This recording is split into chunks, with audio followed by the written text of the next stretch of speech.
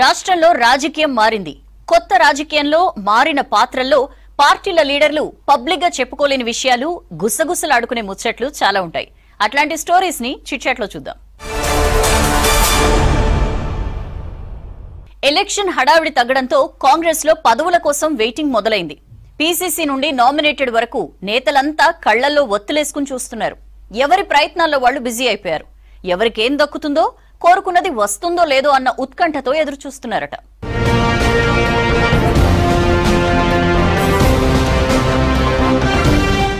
తెలంగాణ ఇచ్చిన 10 ఏళ్లకు అధికారంలోకి వచ్చిన కాంగ్రెస్ పార్టీ నేతలు జోష్ లో ఉన్నారు.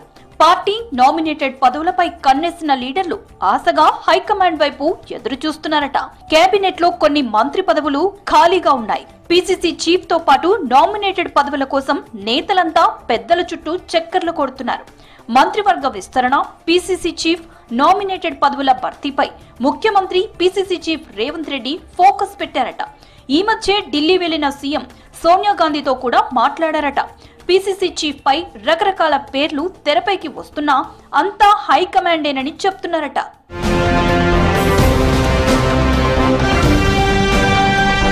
పీసీసీ చీఫ్ ఎస్సీ అయితే ఎవరు, బీసీ అయితే ఎవరు, మళ్లీ ఓసీకిస్తారా, ఇస్తే రేసులో ఎవరనే దానిపై రకరకాల చర్చలు పార్టీలో జరుగుతున్నాయట.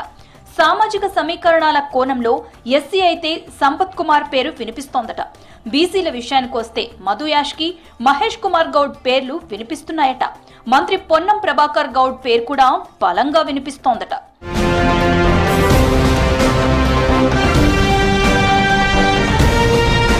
నామినేటెడ్ పోస్టులకైతే కాంగ్రెస్ పార్టీలో విపరీతమైన పోటీ ఉంది.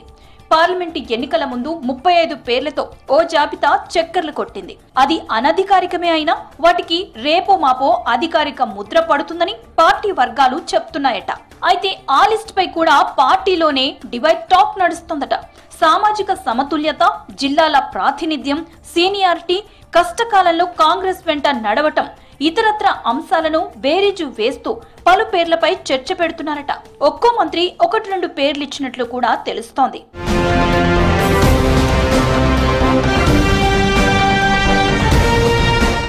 కష్టకాలంలో కాంగ్రెస్ వెంట నడిచిన నేతలకు నామినేటెడ్ పదవుల్లో ప్రాధాన్యత ఇవ్వాలని సీనియర్లు డిమాండ్ చేస్తున్నారట. కొంతమంది తమ బయోడేటాల్ని ఇప్పటికే రేవంత్ ముందుంచారట. నామినేటెడ్ పదవుల భర్తీపై లేటెస్ట్ గా డిప్యూటీ సీఎం భట్టి, సీనియర్ మంత్రి ఉత్తమ్తో సీఎం రేవంత్ రెడ్డి డిస్కస్ చేసినట్లు చెప్తున్నారు. అసెంబ్లీ, పార్లమెంట్ ఎన్నికల ముందు హామీలిచ్చిన నేతలపైనే ఎక్కువగా డిస్కషన్ జరుగుతోందట. అయితే కొన్నింటికి ముందే గ్రీన్ సిగ్నల్ ఇచ్చి మరికొన్నింటిని లోకల్ ఎన్నికల తర్వాత భర్తీ చేసే ఛాన్స్ ఉందన్న డిస్కషన్ కూడా పార్టీలో జరుగుతోందట.